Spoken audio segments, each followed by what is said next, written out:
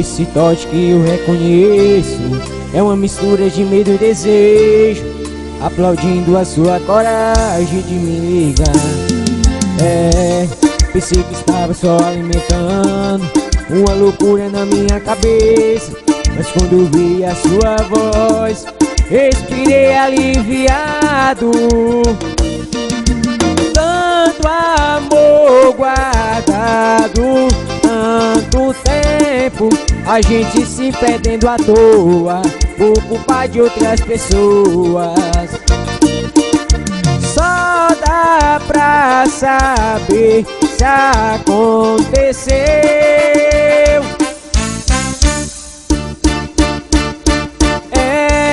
E na hora que eu te beijei, foi melhor do que eu imaginei. Se eu soubesse tinha feito antes, como sempre fomos bons amantes. E na hora que eu te beijei, foi melhor do que eu imaginei. Se eu soubesse tinha feito antes, como sempre fomos bons amantes. É o fim daquele medo.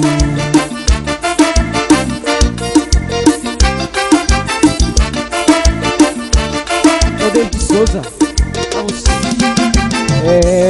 esse toque que eu reconheço é uma mistura de medo e desejo, aplaudindo a sua coragem de me ligar. Eu pensei que estava só alimentando uma loucura na minha cabeça, mas quando vi a sua voz, respirei aliviado.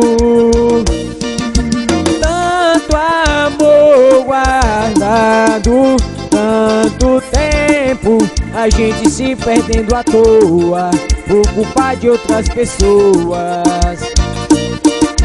Só dá pra saber se aconteceu.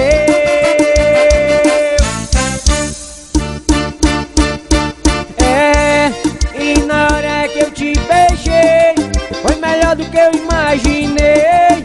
Se soubesse tinha feito antes, como sempre fomos bons amantes. E na hora que eu te beijei, foi melhor do que eu imaginei. Se soubesse tinha feito antes, como sempre fomos bons amantes. É o fim desse medo bobo. É o David Souza, falando de amor, é você se apaixonar.